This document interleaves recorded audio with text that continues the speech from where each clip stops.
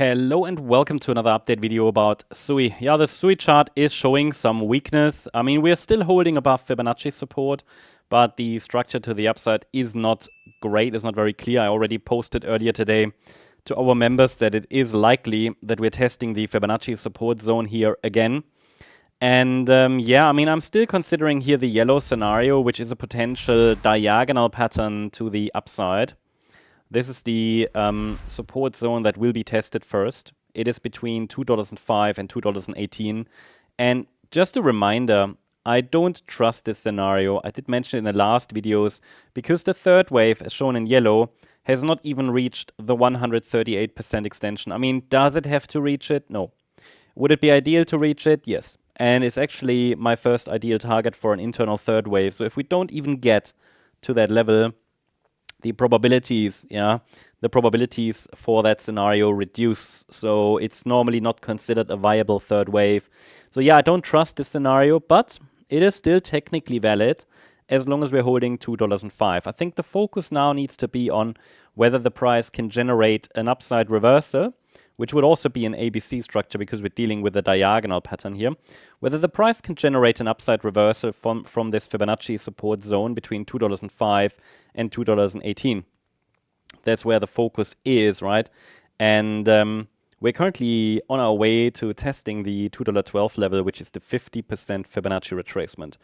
And I can tell you that any break below $2.05 will shift the focus to a different scenario.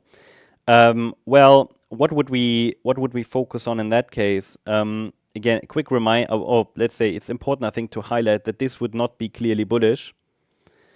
But we could watch lower support between $1.96 and $1.85. It would be a different scenario though, because we consider this move up a corrective rally anyway. The yellow count is simply tracked because 5 waves up will give us a clear setup. So after 5 waves, only after 5 waves, we have, let's say, a reversal confirmation to the upside, and then the subsequent pullback should hold a higher low in wave 2 in yellow.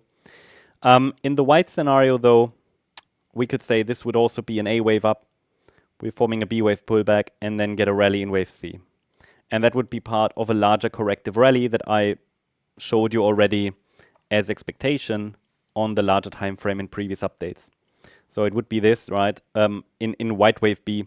So what I just showed you would be this: A wave up, B wave down, C wave up.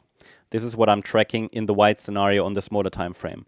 The yellow scenario isn't clearly preferred because the pullback was just too deep to be clearly bullish. But if we get 5 waves up, we can reconsider. Yeah. But even then, it might just be a 5-wave move in wave A.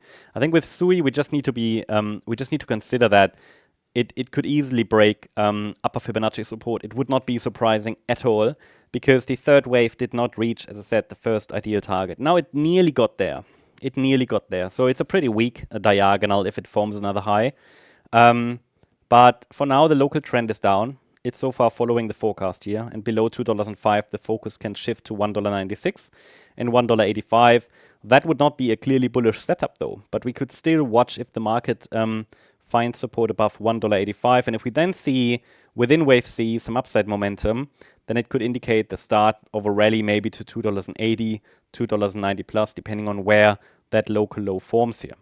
So these are the two scenarios I'm tracking. If the market now pushes above the internal B wave high at $2.35, it would indicate that the fifth wave to the upside is actually unfolding, possibly targeting $2.45 to $2.57 next, yeah.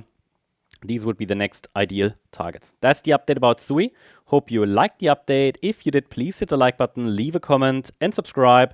And if you really like the content, then please check out the channel membership. Thank you very much. Bye-bye.